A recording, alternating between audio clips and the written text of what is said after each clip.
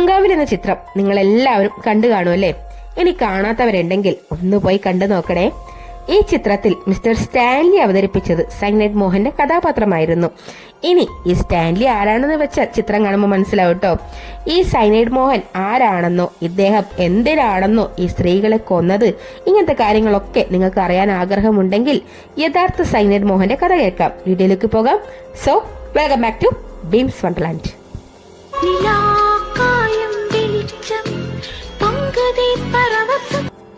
2009 17-ാം തീയതി ബാൻഡ്വാൽ താലൂക്കിലെ ബാരിമാർ എന്ന് പറയുന്ന ഗ്രാമത്തിൽ നിന്ന് അനിത എന്ന 22 വയസ്സുകാരിയെ കാണാതാകുന്നു.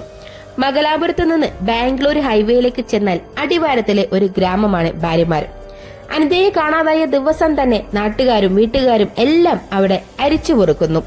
എന്നിട്ടും കിട്ടാതെ വന്നപ്പോൾ സ്ഥലത്തെ ബജ്രംഗി ഒരു വ്യക്തി കാര്യം പറഞ്ഞു. ഈ പ്രദേശത്തെ ഏതോ ഒരു മുസ്ലിം പയ്യൻ പ്രണയം നടിച്ച് അവളെ തട്ടിക്കൊണ്ടു പോയതാണെന്ന്. ഏകദേശം പറഞ്ഞ ലവ് ജിഹാദ് ഒപ്പിക്കാമാണ് നോക്കിയത്. അതോടെ അവിടെ സംഘർഷം തുടങ്ങി. അക്രമാസക്തമായ ജനക്കൂട്ടം പോലീസ് സ്റ്റേഷൻ വരെ വളയുകയും ചെയ്തു. ഉയർന്ന പോലീസുകാർ വന്ന് അവരെ ശാന്തരാക്കി തിരിച്ചയച്ചു. അതോടുകൂടി അനിതയുടെ തിരോധാനം പോലീസ് വരെ കാര്യമായി തന്നെ അന്വേഷിക്കാൻ തുടങ്ങി.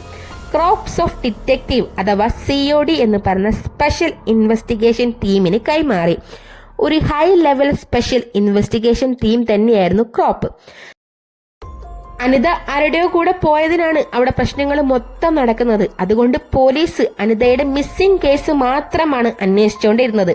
എന്നാൽ ജൂൺ 18-ാം തീയതി അനിതയെ കാണാതായതിന്റെ തൊട്ടടുത്ത ദിവസം ബാൻഡ്വാലിൽ നിന്ന് 150 കിലോമീറ്റർ അകലെയുള്ള ഹസൻ നഗരത്തിലെ ഇന്റർസിറ്റി ബസ് സ്റ്റാൻഡിലെ ടോയ്ലറ്റിൽ നിന്ന് നെറ്റിയിൽ നിറയെ സിന്ദൂരവും കഴുത്തിൽ മഞ്ഞച്ചെരടുള്ള താലിമാലയും അണിഞ്ഞുകൊണ്ട് ഒരു 22-കാരിയുടെ മൃതദേഹം കിട്ടി. വായിൽ നിന്ന് നുരയും പതയും ഒക്കെ വന്ന രീതിയിലായിരുന്നു കണ്ടെത്തിയത്. ആരാണെന്ന് തെളിയിക്കുന്നതിനായിട്ടുള്ള ഒന്നും തന്നെ ആ ശരീരത്തിൽ ഉണ്ടായിരുന്നില്ല. അതുകൊണ്ട് തന്നെ ദിവസങ്ങളോളം ആ ശരീരം മോർച്ചറി ഫ്രീസറിൽ സൂക്ഷിച്ചു. അതിനുശേഷം വരാതെ ആയപ്പോൾ, അതായത് ആരും വരാതെ ആയപ്പോൾ അജ്ഞാത ജനത്തിന്റെ കൂട്ടത്തിൽ മറവ് ചെയ്തു. ആ കാര്യം അതവിടെ തീർന്നു. അത് അനിതയാണെന്ന് ഇപ്പൊ മനസ്സിലായി കാണുമല്ലോ. ഈ കാര്യം കണക്കിലെടുക്കുന്നേ ഇല്ല. എന്തായാലും അനിതയുടെ തിരോധാനമാണ് അവിടെ അന്വേഷിക്കുന്നത്. പോലീസ് കോൾ റെക്കോർഡൊക്കെ എടുക്കാൻ തുടങ്ങി. അങ്ങനെ അനിത മിസ്സാവുന്നതിന് മുമ്പുള്ള ദിവസങ്ങളിലെ കോൾ റെക്കോർഡുകളൊക്കെ എടുത്തപ്പോൾ ലാൻഡ് ലൈനിൽ നിന്നും രാത്രി ഏറെ വൈകിയും ഒരു അജ്ഞാത നമ്പറിൽ നിന്ന് മണിക്കൂറോളം അനിത സംസാരിക്കുമായിരുന്നു എന്ന് തെളിഞ്ഞു. പോലീസ് ആ നമ്പർ ട്രേസ് ചെയ്യുകയും അത് മടക്കേരിയിലുള്ള ശ്രീധരൻ എന്ന് പറയുന്ന ഒരാൾ രജിസ്റ്റർ ചെയ്ത സിം ആണെന്ന് കണ്ടുപിടിക്കുകയും പിന്നീട് പോലീസ് അവിടേക്ക് ചെല്ലുകയും ചെയ്തു. എന്നാൽ ഉത്തരം കിട്ടിയത് വിചിത്രമായിരുന്നു. ആ സിം എടുത്തത് ശ്രീധരൻ തന്നെ ആണെങ്കിലും അത് ഉപയോഗിച്ചുകൊണ്ടിരുന്നത് അനിയത്തിയായ കാവേരി ആയിരുന്നു. അതായത് നമ്മുടെ കേസ് ലിസ്റ്റിലുള്ള 2ാമത്തെ സ്ത്രീ മിസ്സിംഗ്. 2009 ഫെബ്രുവരി മാസം മുതൽ കാവേരിയും മിസ്സിംഗ് ആണ്. ആ നമ്പറിലെ കോൾ റെക്കോർഡും പരിശോധിച്ചു. അതിനും ഒരു അജ്ഞാത നമ്പറിൽ നിന്ന് ഒരുപാട് നേരം കോള് വന്നിട്ടുമുണ്ട്, കാവേരി സംസാരിച്ചിട്ടുമുണ്ട്. ആ കോളിന്റെ സിം എടുത്തത് പുഷ്പ എന്ന വ്യക്തിയിലേക്കാണ് ചൂണ്ടിക്കാണിച്ചത്. ആ സ്ത്രീയുടെ പേര് പുഷ്പ എന്നാണ്. പുഷ്പ തന്നെയായിരുന്നു സിം എടുത്തത്. എന്നാൽ അവരും മാസങ്ങളായി കാണാനില്ലായിരുന്നു. അങ്ങനെ ഒന്നിനു പിറകെ ഒന്നായി കാണാതാകുന്ന ആളുടെ ലിസ്റ്റുകൾ കൂടാൻ തുടങ്ങി. ഒരു ദിവസം കഴിയും തോറും കാണാതാകുന്ന ആളുടെ ലിസ്റ്റ് കൂടാനായി എന്ന് പറഞ്ഞല്ലോ. ക്രൈം ഫയലും കൂടാൻ തുടങ്ങി. Local police ആശയക്കുഴപ്പത്തിലാകുന്നു. കേസ് തങ്ങളുടെ കയ്യിൽ നിൽക്കില്ല എന്ന് ഉറപ്പായതോടുകൂടി സൈബർ അനലിറ്റിക്സ് ടീമിന് വിദഗ്ധരുടെ സേവനം തേടി. ഇവര് സകല കോൾ റെക്കോർഡ്സും ഒന്നിച്ചു വെച്ചുകൊണ്ട് അന്വേഷണം ആരംഭിച്ചു. അങ്ങനെ ഇവർക്കൊരു ഉത്തരം കിട്ടി. ദർലക്കട്ടയിലുള്ള പട്ടണത്തിൽ വെച്ച് ഈ സിം ആക്റ്റീവ് ആയിട്ടുണ്ട്. അതായത് ബാംഗ്ലൂരിന്റെ അടുത്താണ് ഈ സ്ഥലം വരുന്നത്. അതുകൊണ്ട് തന്നെ പോലീസിന്റെ അന്വേഷണം ദർലക്കട്ടയിലേക്ക് എത്തി. പ്രോസ്റ്റിറ്റ്യൂഷൻ റാക്കറ്റിലായിരിക്കും എന്നാണ് ആദ്യം കരുതിയത്. കാരണം മിസ്സാവുന്നത് മുഴുവൻ സ്ത്രീകളായിരുന്നു. അതും വിവാഹപ്രായം കഴിഞ്ഞ സ്ത്രീകൾ.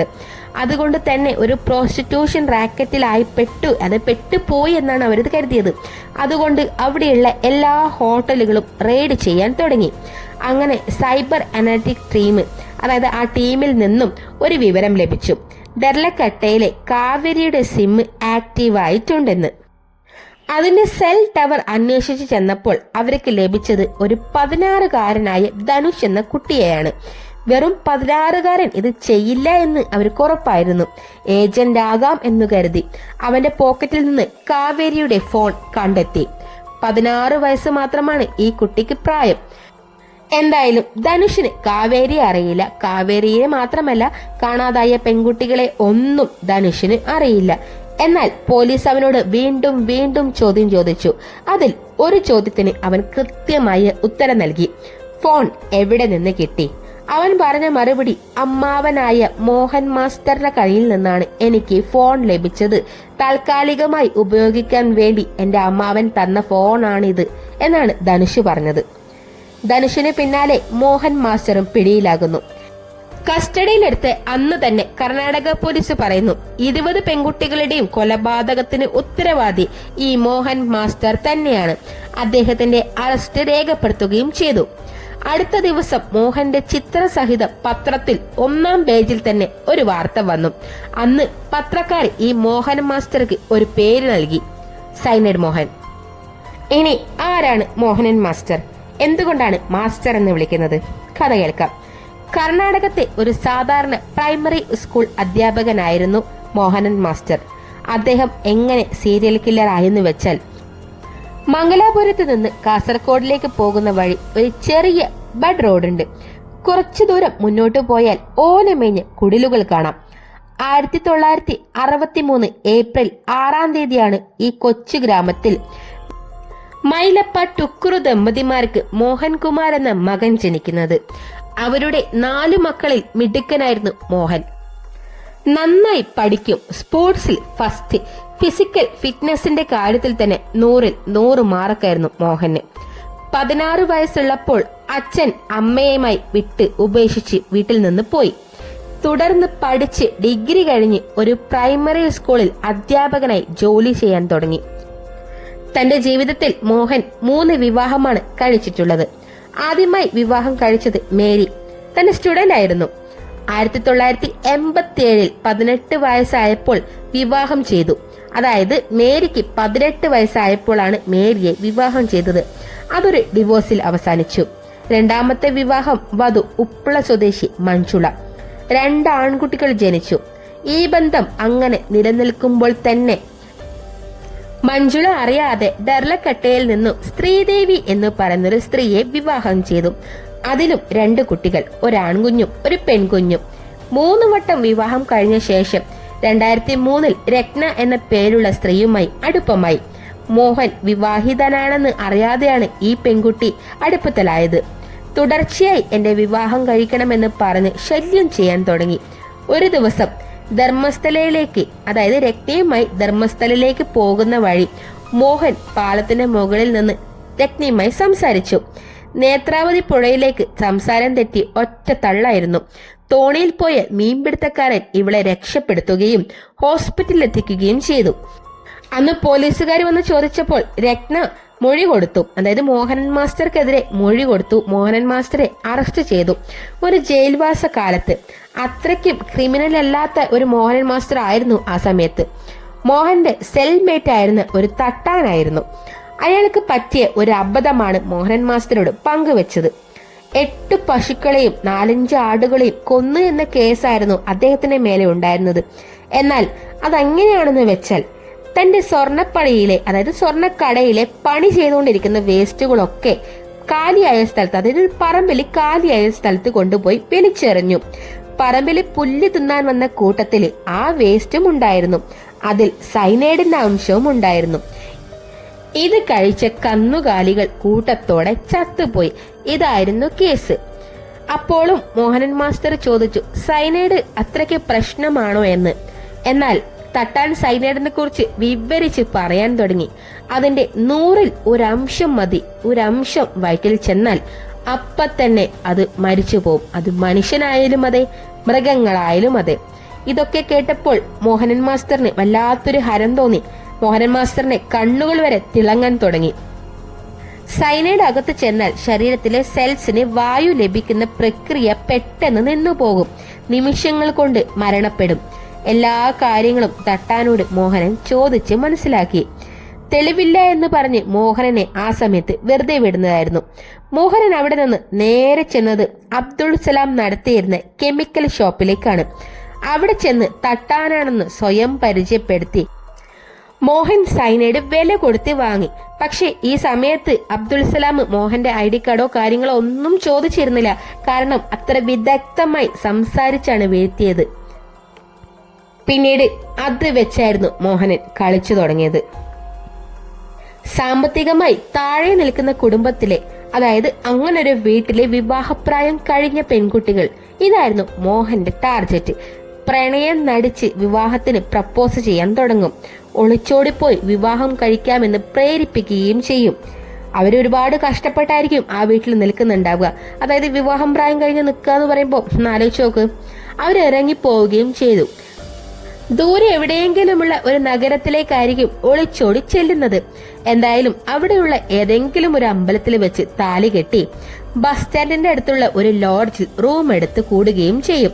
അന്ന് തന്നെ അവര് ഫസ്റ്റ് നൈറ്റ് നടത്തുകയും ചെയ്തു. അടുത്ത ദിവസം രാവിലെ സ്വന്തം വീട്ടിലേക്ക് പോകാമെന്ന് പറഞ്ഞ് മാസ്റ്റർ അവരെ വണ്ടിയിലേക്ക് കൊണ്ടുപോവുകയും ചെയ്തു. അതായത് ബസ്സിലായിരിക്കും യാത്ര. ആ സമയത്ത് ആ സ്ത്രീകളോട് മോഹൻ പറയും, ആഭരണങ്ങളും താലിമാലയും എല്ലാം ഊരി ബാഗിൽ വെക്കണം, മൊബൈൽ ഫോണും ബാഗിൽ വെക്കണം. കാരണം നമ്മൾ പോകുന്ന സ്ഥലം അത്രയ്ക്ക് നല്ല സ്ഥലമൊന്നും അല്ല. ബസ്സിൽ നിരവധി കള്ളന്മാര് കാണും. നമുക്കൊന്നും ചെയ്യാൻ പറ്റില്ല. പോലീസ് പോലും കേസെടുക്കില്ല. ഈ സമയത്ത് യുവതികൾ ഇതെല്ലാം വിശ്വസിച്ച് മോഹനൻ പറയുന്നത് പോലെ ചെയ്യും. അതുപോലെ തന്നെ മോഹൻ കൃത്യമായി പീരീഡ്സിന്റെ കാര്യം വരെ ഇവരോട് ചോദിച്ചു വെക്കും. അത് കല്യാണത്തിന് മുമ്പും വെക്കും. ഈ ഫസ്റ്റ് നൈറ്റ് കഴിഞ്ഞ സമയത്തും അവരോട് ഈ കാര്യത്തിനെ പറ്റി പറയും. കൺസീവ് ആവാൻ സാധ്യതയുണ്ട്, അതുകൊണ്ട് നമുക്ക് IPL പോലുള്ള ഏതെങ്കിലും മെഡിസിൻ ട്രൈ ചെയ്യാം. അല്ലെങ്കിൽ പെട്ടെന്ന് കൺസീവ് ആയി കഴിഞ്ഞാൽ ഈ സാഹചര്യത്തിൽ അതൊരു പ്രശ്നമായി മാറുകയും ചെയ്യും. ഈ പാവം പിടിച്ച പെൺകുട്ടികൾ അത് കേൾക്കുകയും ചെയ്യും. എന്തായാലും സൈനൈഡ് പുരട്ടിയ ഗുളികയായിരിക്കും അവർക്ക് നൽകുക. അവരോട് പറയും, ഇത് ബാത്റൂമിൽ പോയി കഴിക്കണം, അല്ലെങ്കിൽ ഇത് കഴിക്കുന്ന സമയത്ത് ചിലപ്പോൾ ഛർദി വരും. ഇത് പുറത്തു നിന്നാകുമ്പോൾ എല്ലാവർക്കും അതൊരു ബുദ്ധിമുട്ടാകും. അതുകൊണ്ട് ടോയ്ലറ്റിൽ പോയി കഴിക്കാൻ പറയും. ആ പാവം പിടിച്ച സ്ത്രീകൾ അതുപോലെ തന്നെ ചെയ്യുകയും ചെയ്യും.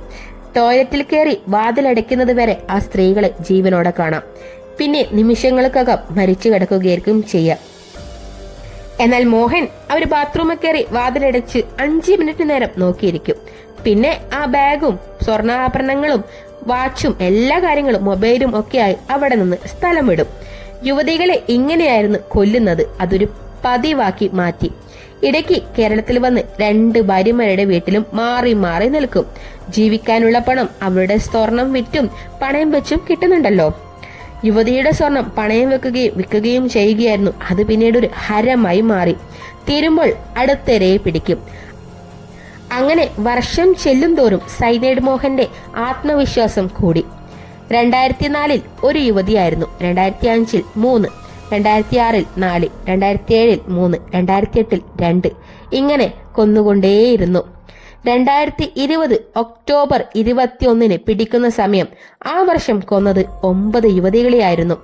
മൊത്തം ഒഫീഷ്യലായി 20, അല്ലാതെ 32 കണക്ക്. രണ്ടാമത്തെ പെണ്ണെ ട്രാപ്പ് ചെയ്യാൻ ഉപയോഗിക്കുന്നത് ഇങ്ങനെയായിരുന്നു. ചെയിൻ പോലെ ആദ്യം കൊന്നു കളയുന്ന യുവതിയുടെ സിമ്മാണ് രണ്ടാമത്തെ പെണ്ണിനെ ട്രാപ്പ് ചെയ്യാൻ ഉപയോഗിക്കുക. രണ്ടാമത്തെ പെണ്ണ് മരണപ്പെട്ട് കഴിഞ്ഞാൽ ആ സിം ഉപയോഗിച്ച് മൂന്നാമത്തെ പെണ്ണിനെ ട്രാപ്പ് ചെയ്യും. അങ്ങനെ അത് നീണ്ട് 20 വരെ എത്തിയിരുന്നു. ഇങ്ങനെ ഒന്നിൽ നിന്ന് മറ്റൊന്നിലേക്ക് പോകാൻ തുടങ്ങിയപ്പോഴാണ് പോലീസുകാർക്ക് ഇവനെ പിടിക്കാൻ പറ്റാതെ വന്നപ്പോൾ. സൈനൈഡ് മോഹന്റെ 16ാമത്തെ ഇരയായിരുന്നു അനിത. അതിനു മുമ്പ് 15 പേരെ കൊന്നപ്പോഴും മോഹൻ ഒരു പ്രശ്നമുണ്ടായിരുന്നില്ല. മോഹൻ അതൊക്കെ ഹരമായിരുന്നു. അനിതയെ കൊന്നപ്പോൾ എന്തോ ഒരു വിഷമമുണ്ടായിരുന്നു. അനിതയോട് യഥാർത്ഥ സ്നേഹമായിരുന്നു മോഹന്. അതുകൊണ്ട് മോഹൻ മംഗലാപുരത്തുള്ള ഒരു അന്നപൂർണേശ്വരി ക്ഷേത്രത്തിലെത്തി അവിടുത്തെ പൂജാരിയോട് മോഹനൻ കുറേ കാര്യങ്ങൾ പറഞ്ഞു. പൂജാരിയായിരുന്നു പോലീസിനോട് ഇതൊക്കെ പറഞ്ഞത്. പൂജാരിയും ഇതിലൊരു സാക്ഷിയായിരുന്നു. അന്ന് പൂജാരി പോലീസിനോട് പറഞ്ഞത് ഇങ്ങനെയായിരുന്നു: അമ്പലത്തിൽ വന്നവരെല്ലാം പ്രാർത്ഥിച്ചു പോകും, എന്നാൽ അയാൾ കാത്തു നിന്നു. അന്ന് ഒരുപാട് നേരം അയാൾ കാത്തു നിന്നു. എല്ലാവരും പോയപ്പോൾ ഓടി വന്ന് എന്നോട് പറഞ്ഞു രഹസ്യമായി, എനിക്ക് പ്രത്യേക സാഹചര്യത്തിൽ ഒരു നരഹത്യ ചെയ്യേണ്ടി വന്നു. അതിന്റെ പാപം കഴുകിക്കളയാൻ ഞാൻ എന്തു ചെയ്യണം? ഒരു നിമിഷം ഞാൻ പകച്ചു പോയെങ്കിലും അയാളോട് ഒറ്റ കാര്യം മാത്രം പറഞ്ഞു, കുങ്കുമാർച്ചന ചെയ്താൽ മതി, എല്ലാം ശരിയാകും. അവിടെ നിന്ന് വീണ്ടും 1-2 മാസം കഴിഞ്ഞപ്പോൾ വീണ്ടും ഈ പരിപാടി തന്നെ ആരംഭിച്ചു. 35-കാരിയുടെ കാര്യം വന്നപ്പോൾ പൂർണിമ എന്നായിരുന്നു ആ സ്ത്രീയുടെ പേര്. അദ്ദേഹത്തിന് ഒരു പിശക് പറ്റി. കേരളത്തിലെ മഞ്ചേശ്വരം സ്വദേശിയായ ധനിക കുടുംബത്തിലെപ്പെട്ട ഒരു കുട്ടിയായിരുന്നു പൂർണിമ. എന്നാൽ പൂർണിമയെ വിവാഹം കഴിക്കണമെന്ന് പറഞ്ഞപ്പോൾ പൂർണിമ ആദ്യം പറഞ്ഞത് വീട്ടുകാരോട് ചോദിക്കണം, അവര് കണ്ട് ബോധ്യപ്പെട്ടാൽ അവർ സമ്മതിച്ചാൽ മാത്രമേ ഞാൻ കഴിക്കുകയുള്ളൂ. സാധാരണ ഇങ്ങനത്തെ കാര്യത്തിനൊന്നും മോഹൻ സമ്മതിക്കാത്തതായിരുന്നു. പക്ഷെ ഇവിടെ എന്തോ ഒരു പിഴവ് പറ്റി മോഹനൻ സമ്മതിക്കുകയും ചെയ്തു. അന്ന് ഇളം നീല ഷർട്ടും കടും നീല പാന്റും ധരിച്ചുകൊണ്ട് വീട്ടിൽ നിന്ന് പെണ്ണ് ചോദിക്കാൻ വേണ്ടി അവിടെ ചെന്നു. എല്ലാം അന്വേഷിക്കട്ടെ എന്ന് പറഞ്ഞു പൂർണിമയുടെ വീട്ടുകാർ തിരിച്ചയക്കുകയും ചെയ്തു. അതായത് മോഹന്റെ ബാക്ക്ഗ്രൗണ്ട് ഒക്കെ അന്വേഷിച്ചു കഴിഞ്ഞതിന് ശേഷം ഓക്കെ പറയാം, ഇപ്പൊ എന്തായാലും കുഴപ്പമില്ല എന്നാണ് അവർ പറഞ്ഞത്. ഒരു ദിവസം മോഹനൻ പൂർണിമയോട് പറഞ്ഞു, നമുക്ക് ഒളിച്ചോടാം, എന്തിനാണ് ഇമാതിരി റിസ്ക് ഒക്കെ, കല്യാണം കഴിക്കാമെന്ന് പറഞ്ഞു എത്ര ദിവസമായി കാത്തിരിക്കുന്നത്. അങ്ങനെ ഈ വാക്കിൽ വീണു പൂർണിമ മെജസ്റ്റിക് ഭാഗത്തുള്ള ലോഡ്ജിൽ റൂം എടുക്കാൻ സമ്മതിക്കുകയും ചെയ്തു. അതേ രീതിയിൽ തന്നെ, അതായത് പഴയ രീതിയിൽ തന്നെ പൂർണിമനെ മോഹൻ കൊന്നുകളഞ്ഞു.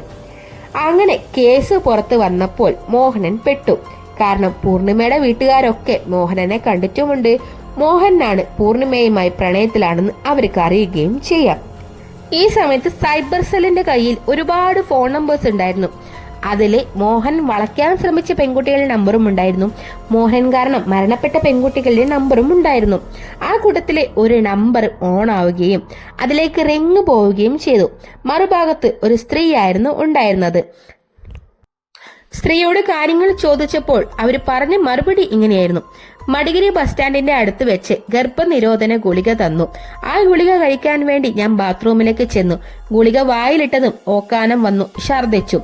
ഗുളിക വയറ്റിലേക്ക് പോയില്ല. പക്ഷേ ഗുളികയുടെ ചില അംശം വയറ്റിൽ പോയത് കൊണ്ട് ഛർദിയും വയറിളക്കവും ഉണ്ടായിരുന്നു. 5 ദിവസം ഹോസ്പിറ്റലായിരുന്നു. അന്ന് തന്നെ മോഹനോട് വല്ലാത്തൊരു വെറുപ്പും ദേഷ്യവും തോന്നി. കാരണം എന്റെ ആഭരണങ്ങളൊക്കെ അവൻ കൊണ്ടുപോയിരുന്നു. എന്തോ ഒരു കാരണവശാൽ മൊബൈൽ ഫോൺ മാത്രം കൊണ്ടുപോകാൻ കഴിഞ്ഞില്ല. അതെന്റെ ഡ്രസ്സിന്റെ അകത്ത് തന്നെ ഞാൻ വെച്ചിരുന്നു. പിന്നീട് വീട്ടുകാർ വരികയും വീട്ടുകാർ പറഞ്ഞ ചെക്കനെ ഞാൻ കല്യാണം കഴിക്കുകയും ചെയ്യും. ഇപ്പോ ഞാനും എന്റെ ഭർത്താവും എന്റെ കുഞ്ഞുമായി സുഖമായി ജീവിക്കുകയാണ്.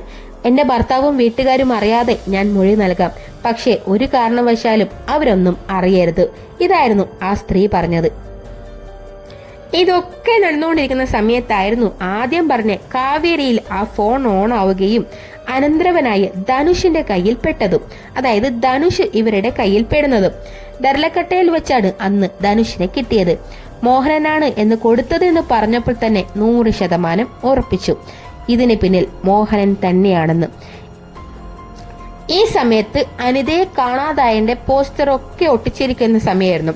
ഇത് സുമിത്ര എന്ന് പറഞ്ഞൊരു ടൈലർ കാണുകയും പോലീസ് സ്റ്റേഷനിൽ വിളിച്ച് പറയുകയും ചെയ്തു, ഈ കുട്ടിയെ ഞാൻ കണ്ടിട്ടുണ്ട്, ബസ്സിൽ പോകുന്നതാണ് കണ്ടത്. ഈ കുട്ടിയുടെ കൂട്ടത്തിൽ ഒരു വ്യക്തി ഉണ്ടായിരുന്നു. അത് എനിക്ക് തോന്നുന്നത്, ഞാൻ എന്റെ ഓർമ്മ ശരിയാണെങ്കിൽ പണ്ട് എന്നെ പ്രപ്പോസ് ചെയ്ത ഒരു വ്യക്തി ഉണ്ടായിരുന്നു. ഒരു ഗവൺമെന്റ് ജോലിക്കാരനാണെന്ന് പറഞ്ഞു എന്റെ അടുത്ത് വന്ന് ഒരുപാട് പ്രപ്പോസ് ചെയ്തിരുന്നു. അന്ന് ഞാൻ അതിന് വഴങ്ങിയില്ല, കാരണം എനിക്ക് താല്പര്യമില്ലായിരുന്നു. ഈ ഫോട്ടോയിൽ കാണാൻ കുട്ടിയുടെ കൂടെ പോയത് അദ്ദേഹമാണെന്ന് എനിക്ക് തോന്നുന്നു എന്നാണ് സുമിത്ര പറഞ്ഞത്. എന്തായാലും സുമിത്രയോട് പോലീസുകാർ മോഹനെ വിളിക്കാനും അവിടേക്ക് വരാനും പറഞ്ഞു. കാരണം പോലീസുകാർക്ക് ഒന്നും കൂടി ഉറപ്പിക്കണമായിരുന്നു ഇത് മോഹനൻ തന്നെയാണെന്ന്. അവർക്ക് കിട്ടാൻ പോകുന്നത് ഒരു സാക്ഷി കൂടിയായിരുന്നു. അങ്ങനെ സുമിത്ര മോഹനനെ വിളിക്കുകയും മോഹനൻ അവിടെ എത്തുകയും ചെയ്തു. ആ സമയത്ത് മഫ്തി പോലീസ് മുഴുവനും ബസ് സ്റ്റാൻഡിൽ വളഞ്ഞിരുന്നു. ദൂരെ നിന്ന് കണ്ടപ്പോൾ തന്നെ സുമിത്ര പറഞ്ഞു, ഇത് തന്നെയാണ് ആള്, ഒറ്റ മാറ്റവുമില്ല. അങ്ങനെ മോഹനൻ മാസ്റ്ററെ പോലീസ് അറസ്റ്റ് ചെയ്യുകയായിരുന്നു. പോലീസുകാർക്ക് സൈനൈഡിന്റെ ബോട്ടിലുകളും അംശങ്ങളും പിന്നെ പഴയ ആഭരണങ്ങൾ, അതായത് മരിച്ചുപോയ സ്ത്രീകളുടെ കുറച്ച് ആഭരണങ്ങളും ID കാർഡുകളും യൂണിഫോമും എല്ലാം കണ്ടെത്താൻ സാധിച്ചു. ഒപ്പം മറ്റൊരു വസ്തുവും, പുതുതായി ഓരോ പെൺകുട്ടികളെ കണ്ടെത്തുമ്പോഴും അവരുടെ പേരും ഡീറ്റെയിൽസും അവരോട് മോഹൻ പറഞ്ഞ പേരും കാര്യങ്ങളും എഴുതി വെച്ച് ഒരു ഡയറി. ഇത് കണ്ടപ്പോൾ തന്നെ മോഹന്റെ കാര്യങ്ങൾ ഏകദേശം പോലീസിന് മനസ്സിലായി. മോഹന് ചെറിയ തോതിൽ മറവി രോഗമുണ്ടെന്ന്. ഈ ഡയറി കണ്ട് പോലീസുകാരന് മറ്റൊരു കാര്യം കൂടി മനസ്സിലാക്കാൻ സാധിച്ചു. 10 പേരെ വശീകരിക്കാൻ ശ്രമിക്കുമ്പോഴാണ് ഒരാൾ വലയിൽ വീഴുന്നത്. ചോദ്യം ചെയ്യുന്ന സമയത്ത് ഒരു കൂസലും ഇല്ലാതെ മുഖത്തൊരു പുഞ്ചിരിയോടുകൂടിയാണ് ഇയാൾ പോലീസുകാർക്ക് നേരെ മറുപടി പറഞ്ഞത്. പോലീസുകാരുടെ ലിസ്റ്റിൽ 20 പേരായിരുന്നു, പക്ഷേ അയാളുടെ ലിസ്റ്റിൽ 32 പേരായിരുന്നു. ബാക്കി 15 പേരുടെ കാര്യം അയാൾ വാ തുറക്കുന്നേയില്ലായിരുന്നു. ആ കാര്യത്തിൽ തെളിവില്ലായിരുന്നു. തന്റെ കേസ് താൻ ഒറ്റയ്ക്കാണ് സമ്മർദ്ദനായി വാദിച്ചത്. കാരണം ഒഴിവ് സമയത്തൊക്കെ എല്ലാ കാര്യങ്ങളും വാച്ച് ചെയ്തും പുസ്തകം വായിച്ചും പത്രം വായിച്ചും ഇയാൾ കാര്യത്തിലെടുത്തിരുന്നു. അതായത് ഒരു വക്കീലിന് വേണ്ട എല്ലാ കാര്യങ്ങളും ഇയാൾ ഒറ്റയ്ക്ക് തന്നെ പഠിച്ചു വെച്ചിരുന്നു. അതുകൊണ്ട് തന്റെ കേസുകൾ നീട്ടി പോകാൻ വേണ്ടി സാധിച്ചു. എന്നാൽ ഒരു പ്രൊഫഷൻ വക്കീൽ അല്ലാത്തത് കൊണ്ട് തന്നെ അയാൾ കേസിൽ തോക്കുകയും അയാൾക്കെതിരെ വിധി വരികയും ചെയ്തു. 2009 തുടങ്ങിയ കേസ് 2013 വരെ അദ്ദേഹം നീട്ടിവെച്ചിരുന്നു. ആദ്യം വധശിക്ഷയ്ക്കായിരുന്നു വിധിച്ചത്. പിന്നീട് കർണാടക കോടതി അത് ജീവപര്യന്തമാക്കി മാറ്റി. ഒരു നല്ല അച്ഛന്റെയും അമ്മയുടെയും മകനായിരുന്നു. ക്ലാസ്സിൽ പഠിക്കാൻ മിടുക്കനായിരുന്നു. ഒരു അധ്യാപകനായിരുന്നു. എങ്ങനെ ഇദ്ദേഹം ഒരു സൈക്കോ കില്ലറായി മാറി എന്ന ചോദ്യത്തിന് പല ഉത്തരങ്ങളായിരുന്നു വന്നത്. തുടർച്ചയായ കൊലപാതകങ്ങൾ അയാളെ ഹരം കൊള്ളിക്കുകയായിരുന്നു. ഒരു സൈക്കാട്രിസ്റ്റ് അദ്ദേഹത്തിനോട് ചോദിച്ചു, ഇങ്ങനെ കൊലപാതകങ്ങൾ നടത്തുമ്പോൾ പ്രേമിച്ച വ്യക്തിയാണല്ലോ കൊല്ലുന്നത്, വിഷാദം ഉണ്ടാവാറില്ലേ? എന്നാൽ ആ ചോദ്യത്തിന് ഉത്തരം തന്നത് 2 ആഴ്ച ഉണ്ടാകും, അപ്പോഴേക്കും അടുത്ത ആളെ ഞാൻ സെറ്റാക്കും, അവളുമായി അടുത്തിടപെടും, പിന്നീട് ആ സങ്കടങ്ങൾ മറക്കും, വീണ്ടും ആ പെണ്ണ് മരിക്കുമ്പോൾ അടുത്ത ആളെ സെറ്റാക്കും, അങ്ങനെ പോയിക്കൊണ്ടേയിരുന്നു. ഇന്ന് കർണാടകയിലെ ഇന്ത്യാഗ ജയിലിൽ ഏകാന്ത തടവിലാണ് ഇദ്ദേഹം. ഇദ്ദേഹം എന്ന് വിളിക്കാൻ പറ്റുമോ എന്ന് അറിയില്ല. എന്തായാലും കളങ്കാവിൽ എന്ന സിനിമ, ആ സിനിമ നിങ്ങൾ കണ്ടിട്ടുണ്ടെങ്കിൽ ആ സിനിമയിൽ പറയുന്ന വ്യക്തിയും ഈ വ്യക്തിയും തമ്മിൽ എന്തെങ്കിലും സാമ്യമുണ്ടോ എന്ന് പറയണം. ഞാൻ സിനിമ കണ്ടു. സിനിമ കാണാൻ വേണ്ടി കാത്തിരിക്കുകയായിരുന്നു, അതായത് ഈ വീഡിയോ ചെയ്യാൻ. സിനിമ കണ്ടവരാണെങ്കിൽ ഉറപ്പായും കമന്റ് ചെയ്യണം. സൈനൈഡ് മോഹനെ കുറിച്ചും കമന്റ് ചെയ്യണം, സ്റ്റാൻലിയെ കുറിച്ചും കമന്റ് ചെയ്യണം. മറ്റൊരു വീഡിയോയുമായി ഉടൻ തന്നെ വരുന്നതായിരിക്കും. Bye from Vince Wonderland.